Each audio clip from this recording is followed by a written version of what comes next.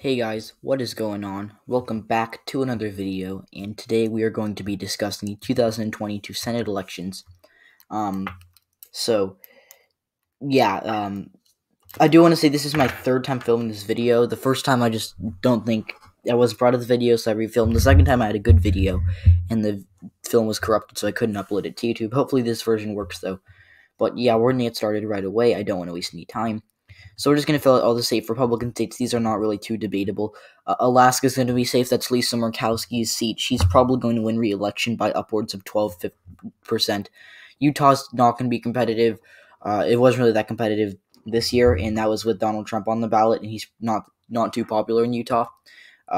Relative to other Republicans, Mike Lee's going to win re-election pretty easily. The Democrats don't really have anyone to run there.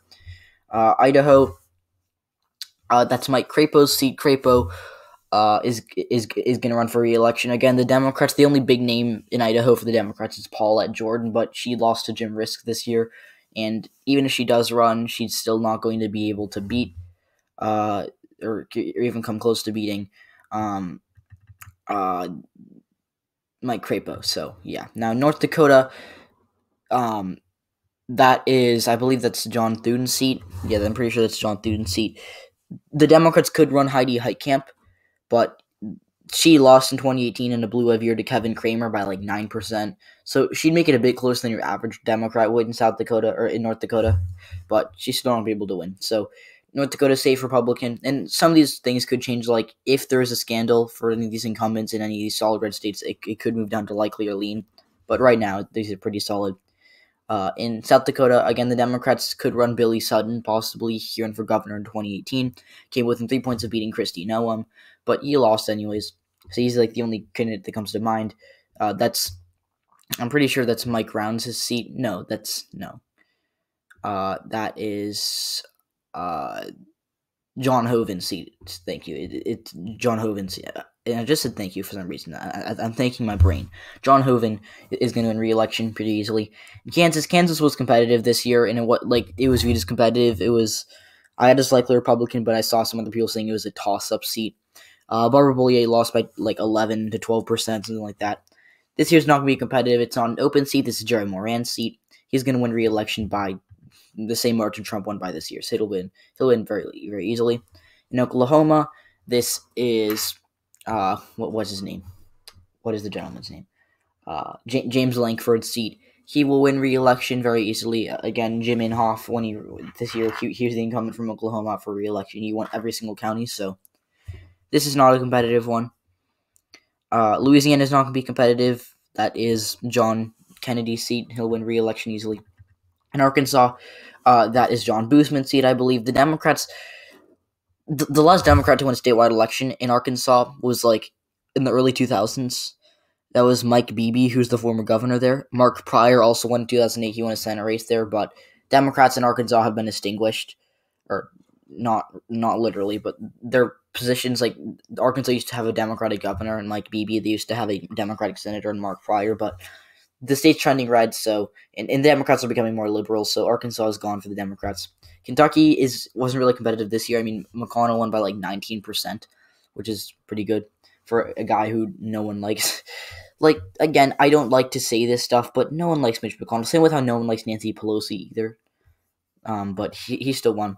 Now, this is Rand Paul's seat, and Rand Paul's going to beat Jim Gray pretty easily. So, yeah. In Indiana, that is Todd Young's seat. He actually had a difficult campaign in 2016. He had to beat Evan Bayh, but he did. He won by like 9 or 10%, so it was less close than expected. Also, yeah, so I think he's going to win re-election. Right now, it's safe because no Democrats that are significant have really have announced to challenge him. Evan Bayh could run again. Joe Donnelly could run. I mean, he lost in 2018, but he's stronger than your average Democrat in Indiana, and he won a statewide election 8 years ago, and by 2022, it'll be 10 years ago. And also, in Indiana, the Democrats could, of course, run Pete Buttigieg as well, because he has the name recognition now. Ohio, that's Rob Portman's seat. He's going to win re-election. He won by like 20 points against Ted Strickland, who was a good candidate, by the way. Ted Strickland was the former governor of Ohio. He was pretty popular. But, yeah, now the Republicans, Rob Portman's going to win there. like unless Sherrod Brown for some reason decides to run, which he shouldn't because he already has a seat there. So unless Sherrod Brown decides to run, which he won't, this seat is pretty safe for the Republicans. Maybe Dennis Kucinich will run, maybe Richard Cordray, but either way, I don't see a path to victory for the Democrats here. Alabama's going to be safe for the Republicans. No more Roy Moore to screw them over. Richard Shelby's going to win, and Doug Jones might run, but either way, he'll lose. South Carolina, that's Tim Scott's seat. I think Scott is a strong Republican in South Carolina. I mean, he's black, so he can improve with the black vote, which has been a Democratic firewall. So yeah, and also going to characterize both these Georgia special elections runoffs for the Republicans. Obviously, now this Georgia, this one between Jon Ossoff and David Perdue, I think Purdue's going to win by like two or three. And then this one between Raphael Warnock and Kelly Loeffler, that'll be closer. I think Loeffler is more unpopular than Perdue, but Loeffler's going to win by like less than 1%. So yeah. Now we're just going to go to our safe Democratic states. Whoops, that's not safe for the Democrats. Washington and Oregon, that Ron Wyden and Patty Murray are going to win re-election easily. These are blue states. Same with this will be so. We just don't know who the winner in California is going to be. That'll be a special election in 2021 because obviously Kamala Harris is going to be the vice president, so we're not sure who it's going to be. I actually live in California. Some possible names are Javier Becerra and Eric Garcetti. So yeah, Becerra could. I think Becerra would be a better candidate, and people really like Becerra.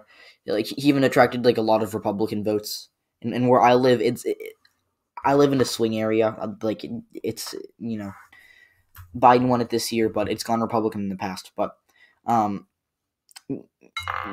just saying that Javier Becerra, the Attorney General, is pretty popular, so could be him. But either way, no matter who the Democrats pick, unless it's not someone who's like Roy Moore, they're going to win here by safe margin. Hawaii, that's Brian Schatz's seat, I believe. Is that no? Could be Macy Hirono. I'm not sure who it is. It's either Brian Schatz or maybe Macy Hirono. I think it's Brian Schatz though. He'll win re-election. This is Hawaii. It's a solid blue state. Illinois, that's Tammy Duckworth. She's going to win re-election again. Solid blue state. Maryland's going to go to, I believe, Ben Cardin. Yeah, that's Ben Cardin's seat, I think. I'm not good with some of these senators who are up for election 2022. I'm going to forget some of their names because I remember 2018 and I remember 2020, obviously, because I've been talking about it for the past 7 months. But yeah, New York, that's Chuck Schumer, who's the Senate Democratic leader. He's going to win re-election. Obviously, this is a very liberal state. Connecticut, that's Richard Blumenthal's seat. He will win re-election. And the Republicans in 2018 had a chance at the governor's race there. Ned Lamont was not very popular, but he still won. So Connecticut, solid blue. Rhode Island, whether Patrick Leahy decides to run for another term or retires, it's going to be safe. Unless the Republicans run Phil Scott, but he'd still probably lose, and he's still basically a Democrat anyways, so yeah. So 44 safe seats for each party. Obviously, the 2 Georgia seats are not safe for the Republicans. Now getting over, we'll go from Nevada to New Hampshire. How long have I been talking for? 8 minutes? All right, let's try to get this done in 15 or 20. 20 max. Now, Nevada, I do think will be lean. That is Catherine Cortez Masto's seat. She won against Joe Heck, who was a pretty good candidate in 2016. She beat Joe Heck by 3%. I think she'll win by a similar margin. Now, Nevada, actually, Biden underperformed Hillary Clinton by like literally 0.03%, so it was basically the same thing as 2016. But Democrats in the midterms generally do better in Nevada. I mean, even in a red wave, like 2010 in a red wave year, Harry Reid still won re-election. Although in Nevada also, the Democrats there are very well organized, as the Republicans haven't been able. Like, Democrats in Nevada are well organized, kind of like how the Republicans in Florida are well organized, and the Democrats in Florida don't know what the heck they're doing. So, yeah. But anyways, Nevada is going to go to Catherine Cortez Masto. Now, if Brian Sandoval runs, Sandoval is the former popular governor.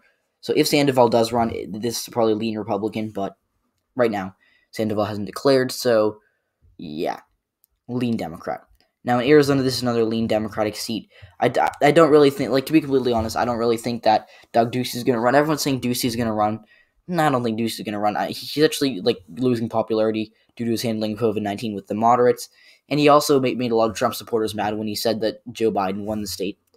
Mark Kelly's pretty popular. And by the way, if you're thinking, no, that's Kyrsten Sinema's seat. No, it's not. Mark Kelly won the special election this year to fill John McCain's seat. So now he's going to serve until 2022. Then he'll be up for election for a full term till 2028. Mark Kelly has basically already said he's going to run in 2022. So, yeah, Arizona. Kelly's pretty popular. He'll win again. I like St. Martin. He won by this time. Colorado. I think that could be safe for the Democrats. I'm going to put it as likely right now. I'm on the fence about whether it's likely or safe, but I'll put it as likely for the time being. This is just mostly because I want to be cautious and I don't want to make any premature declarations that this is safe. Like, I could easily be putting Nevada in the, tilt Republican column because I say, oh, Doug Dukes is going to run. He hasn't declared yet, so that's why I'm not saying it. Now, in Colorado, going back to Colorado, this is a blue state. Biden won it by like 15%, so it could be safe. This is Michael Bennett's seat. He's pretty popular. He'll win re-election. It'll be double digits. Now, going over to Missouri, I think this will be likely, and it'll be safe unless Jason Kander runs. If Kander runs, it could be competitive. Actually, probably will be competitive unless he runs a really bad campaign. But Kander, remember, he's pretty popular. He came within 3 points of beating Roy Blunt in 2016. With Hillary Clinton on the ballot, Democrats in Missouri do okay in the midterms. In 2018, Claire McCaskill came close to winning her Senate race there. She's the last Democrat to win a statewide race in Missouri, I believe. But right now, I wouldn't likely call him to be cautious. Iowa, this is Chuck Grassley's seat. He's probably going to win re-election too. Or not, excuse me. The Republicans are going to probably win this seat. Grassley's going to retire. He's like 89 years old. He should retire, honestly. I don't like politicians that serve for 10 years. Not in 10 years. Like, forever. Makes me mad. But Chuck Grassley, I think he's going to retire. I mean, he's so old. So, yeah. I do think either way, though, that the Republicans will hold on to this seat. Grassley, in 2016, he won by like 30 points because he's pretty popular there for whatever reason. But no matter who the Republicans run, and they can run Kim Reynolds, who's the governor. They can run Randy Feenstra, who is a congressman from the 1st District. They can run Ashley Hinson. So, yeah. But, yeah. So that's Iowa for the Republicans. The Democrats can run Teresa Greenfield again. They can run J.D. Scholten. They can maybe run Abby Finkenauer, who lost re-election this year, but I think she's going to run in 2022 for her House seat that she lost. So, yeah. So, now, going over to Wisconsin, I do think this is going to be a flip. It'll be close, but Ron Johnson, I think he's going to retire. I mean, he said he's going to retire, but then he said he might not retire. But Scott Walker, who's the former governor, has said he will not run for this seat. Which is a good news for the Democrats. I mean, the Republicans are kind of struggling to find good candidates lately. In these Wisconsin statewide races, obviously in 2018 they ran a horrible candidate, Leah Vukmir, against Tammy Baldwin, who won by like 11%. So, yeah, and I think that Vukmir might run again, and the Democrats would be very happy if that happened. Now, the Democrats, who can they run? Well, Tony Evers might run, but I think he's going to run for re-election as governor, so I don't think it'll be Tony Evers. But Wisconsin, they have some interesting candidates there, so I think it right now tilts in favor of the Democrats, but could change, subject to change. Sorry, my dad's screaming in the background for no reason. Not for no reason. He's yelling at my brother, but that's annoying. Now, Florida, right now, I do think Marco Rubio is on track to win re-election pretty easily. He'll win by like 6%. Okay, I'm going to have to stop the recording. Right, sorry about that. I don't know why. Like, it's like whenever I make a video, my family has to be super loud. But then when I'm not making a video, it's like nothing happens. So, whatever. Florida's going to go. He's going to go. Marco Rubio is going to win Florida. He'll win by like 6 or 7%. I mean, he won by like 9 points in 2016 or something like that. And yes, he's gotten less popular since then, mostly because of the I'm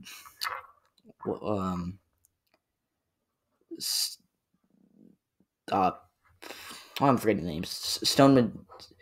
Stoneman Douglas shootings. It's like a certain name. It's in Florida, but Rubio was apparently being paid by the NRA to lobby for them, but he's not. He's still win re-election though. The Democrats in Florida have really not been good at organizing since like the last statewide election they won was like 2012, which isn't really that long ago, but in politics that's an eternity. So Florida going to stay Republican for the time being. It could be more competitive as time goes on if the Democrats find the right candidate. And by the way, Democrats have no candidates to run right now. Donna Shalala, who is maybe decent candidate, she lost re-election. Glenn Graham is like the only one that comes to mind for me, but she's still probably lose. Val Demings maybe, but other than that, yeah. Now North Carolina, it'll come down to these three states for the battle of the Senate.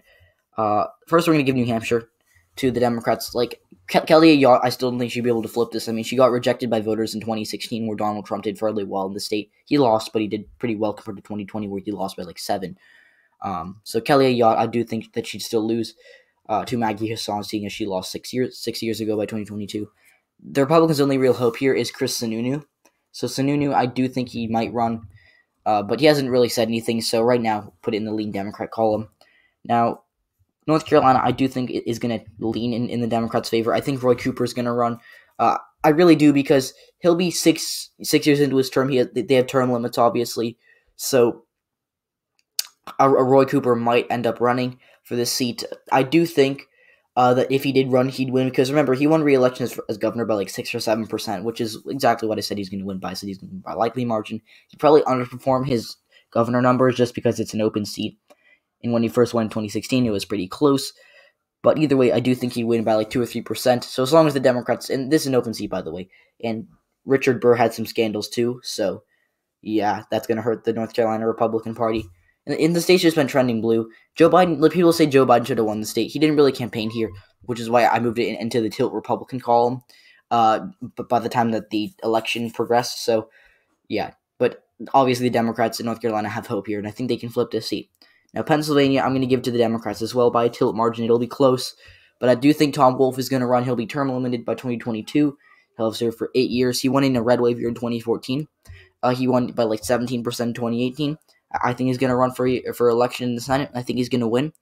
But by tilt margin right now, to be cautious. Obviously, I don't want to be too bold in these predictions, but yeah, obviously, Pat Toomey is going to retire. So yeah, so this is the final map. This is my prediction. Democrats get 51 seats. The Republicans get 49. Obviously, Pennsylvania, Wisconsin, North Carolina, New Hampshire, Nevada, Arizona subject to change. Georgia elections could be subject to change as well, but that's it for the time being. Thanks. Have a great rest of your day.